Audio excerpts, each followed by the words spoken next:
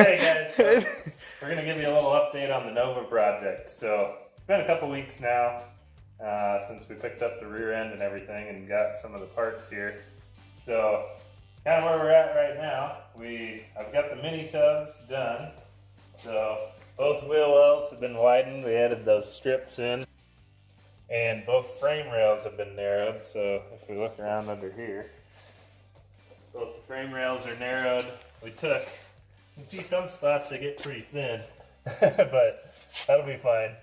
So we reboxed all that in, so we've got a ton more space for all the tire we could possibly want now.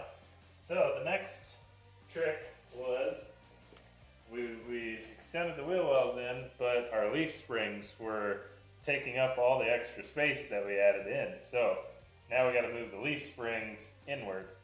So how we're doing that is we've got these subframe connectors. So this will tie to the end of the front subframe back into the rear of the car.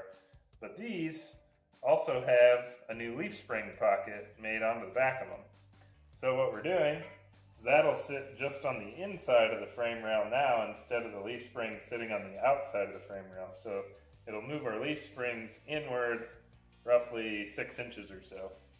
So you can see I've already got one tacked in place. We'll slide under there and take a look at it real quick.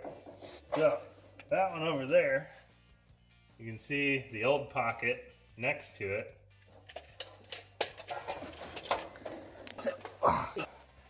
Very action video, yeah, Tyler. So we've got the old leaf spring pocket here, and that used to be where the leaf spring would come back. So now our new one is just offset to the inside of the frame rail.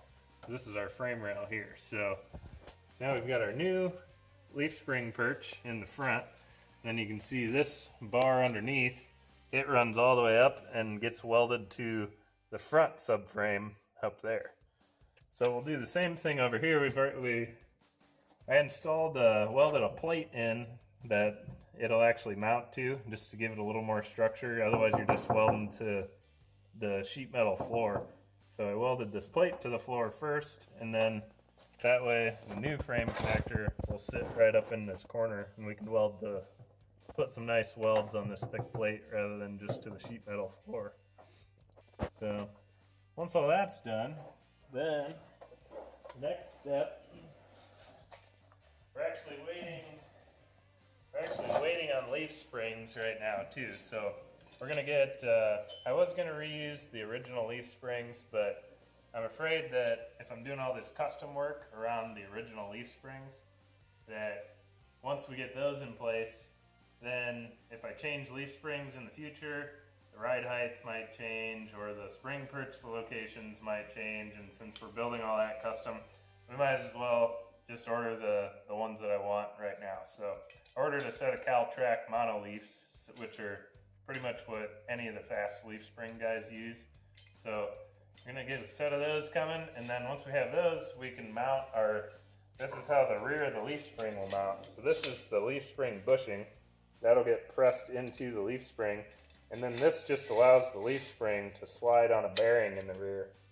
So that allows you to basically have very, very free travel, and that allows your suspension to move good and everything. So these will be our rear mounting point, and they'll go roughly up in here somewhere. So we'll have to come up with some plates or maybe a cross member or something that we'll weld in here to attach these to.